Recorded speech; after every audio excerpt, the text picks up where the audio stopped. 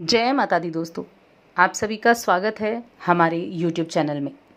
दोस्तों, जब भी कोई बड़ा ग्रह वक्री होता है तो उसका प्रभाव सबसे अधिक देखने को मिलता है, क्योंकि वक्री होने पर उसकी गति जो है वो धीमी हो जाती है। अब शनि तो पहले से ही वक्री हैं, अभी मई में शनि वक्री हो चुके हैं और अब 20 जून 2021 को सबसे बड़े ग्रह गुरु भी वक्री होने वाले हैं। गुरु जो हैं वो एक राशि में 13 महीनों तक रहते हैं और इस बीच में वो 4 महीनों के लिए वक्री भी होते हैं, यानी 120 दिनों के लिए, लगभग 120 दिनों के लिए गुरु जो हैं वक्री होते हैं।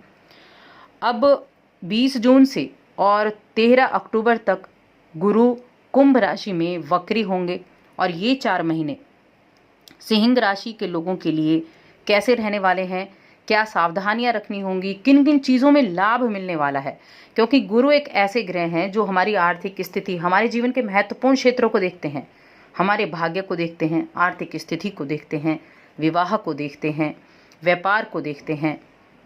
तो ये एक ऐसे ग्रह हैं जो जीवन में बहुत इंपॉर्टेंस देते हैं, सौभाग्य को दिखाते हैं, ये शिक्षा को दिखाते हैं, ज्ञान को। तो अब इनका ये वक्री होना 4 महीनों के लिए, 120 दिनों के लिए सिंह राशि के लोगों पर कैसा प्रभाव देगा, जानेंगे सब कुछ विस्तार से, आपके जीवन से जुड़े हर एक क्षेत्र के बारे में। बस आगे बढ़ने से पहले एक छोटा सा ही निवेदन है, चैनल पर अगर आप पहली बार आए हैं तो चैनल को सब्सक्राइब कर लें और जुड़ जाएं हमारे चैनल के साथ। यहाँ आपको समय समय पर सभी जानकारियाँ मिलती रहेंगी। अब देखिए, गुरु की अगर हम बात करें तो गुरु हमारे ज्ञान के, सौभाग्य के, शिक्षा के, दर्शन के, अभ्यास के, इन सभी चीज़ों को दर्शाते हैं। और अब गुरु जब वक्री होंगे तो इनकी गति थोड़ी धीमी हो जाएगी, लेकिन यहाँ कुछ वक्री होने पर अच्छी चीज़ें भी होती हैं। गति तो धीमी हो जाएगी, लेकिन ये ज्ञान अधिक प्राप्त कराने में मदद करेंगे। आपकी ज्ञान के प्रति आपका आकर्षण ज़्यादा रहेगा। इस दौरान जो इनकी वृद्धि होती है, जो इस दौरान जो वृद्धि सामान्य रूप से दिखाई देती है, वो अंदर की तरफ मुड़ जाती है। रोज़मर्रा के जीवन में जो काम होंगे उनमें थोड़ा मंद गति देखने को मिलेगी आपको, लेकिन हमारे जीवन के कई सारे ऐसे समस्याएं, ऐसे पहलू होंगे जिनको हम दूर करने के लिए नए नए तरीके, नए नए विचार हमारे मन में आएंगे। इन नई नई चीज़ों को ये हमारे अंदर डालेंगे, क्योंकि हमारा ज्ञान बढ़ेगा तो हमारी विचार शक्ति भी बढ़ेगी, बौद्धिक क्षमता भी बढ़ेगी। तो कुछ अच्छी चीज़ें होंगी, कुछ आपको सावधानियां भी रखनी होंगी। अब गुरु जो है कुंभ राशि में वक्री हो रहे हैं, तो जिन कामों को हम करना चाहते हैं, जिन क्षेत्रों में हम आगे बढ़ना चाहते हैं, उनकी हम समीक्षा ज़्यादा करेंगे।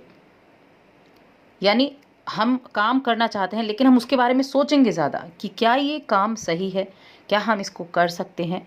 मन में ये दुविधाएं आ जाएंगी, क्या हम इन चुनौतियों से लड़ सकते हैं। तो ऐसी चीज़ों को ये अब पैदा करेंगे।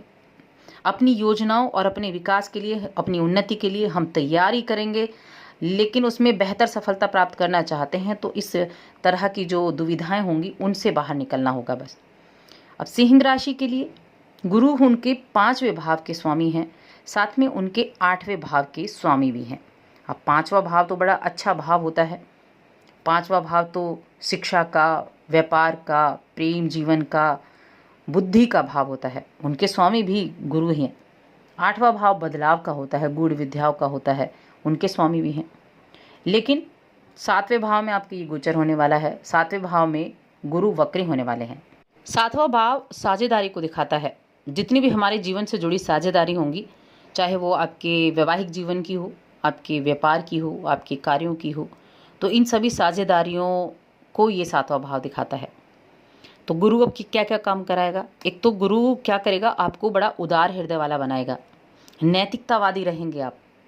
और इस दौरान जो विवाह के योग्य इस राशि के लोग हैं, वो ऐसे ही साथी की तलाश करेंगे जो बड़े उदार हृदय वाला हो, जो बड़ा उसी के समान नैतिकतावादी हो।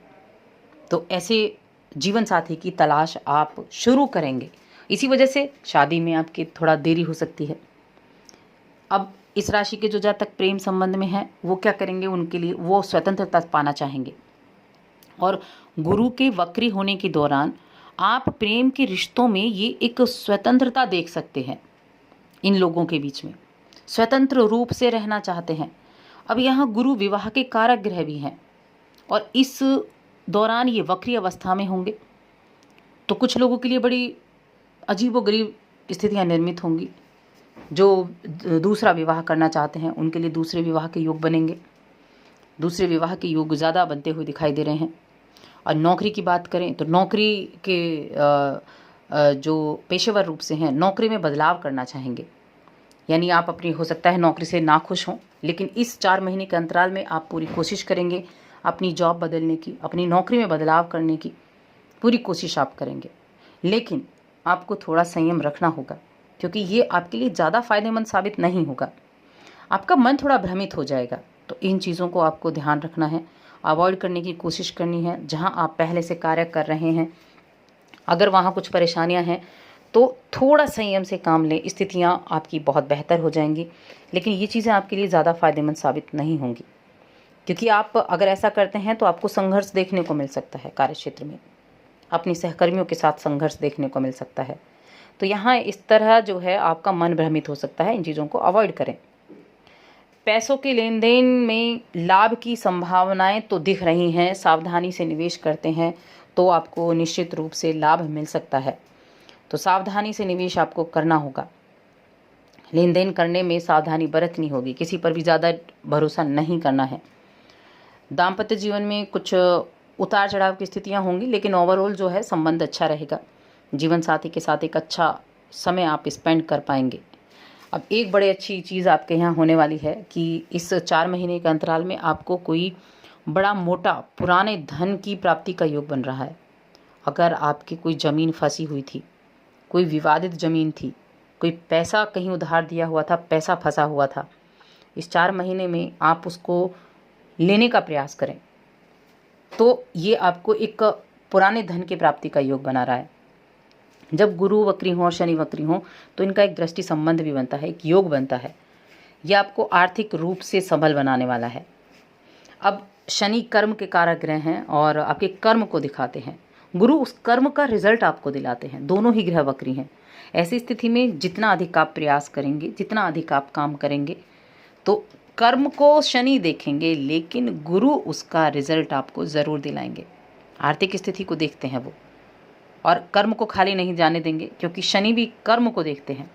तो सबसे ज़्यादा बस आपको इसी चीज़ पर ध्यान रखना है, कोई भी गलत कार्य नहीं करना है, सही तरीके से ईमानदारी से काम करते चलेंगे। जीवन में हर अपने रिश्ते में समझदारी दिखाएंगे, अपने हर रिश्ते में ईमानदारी दिखाएंगे, तो ये वक्री गुरु भी आपको बहुत कुछ देकर जाएगा। आपकी आर्थिक स्थिति को ये बड़ा सुदृढ़ बना सकता है। इतनी ताकत गुरु में होती है, तो इसलिए इसका पूरा लाभ उठाएं। अब उपाय की बात करें कि उपाय आपको ज़रूर करना चाहिए। उपाय के तौर पर आप क्या कर सकते हैं? पीपल को आप पानी दे सकते हैं, पीपल को जल अर्पित कर सकते हैं। गुरुवार के दिन पीली चीज़ों का भोग लगा सकते हैं। पीले केसर का तिलक लगा सकते हैं। आप प्रतिदिन लगाना भी शुरू कर सकते हैं, वो आपके लिए बड़ा फ़ायदेमंद रहेगा।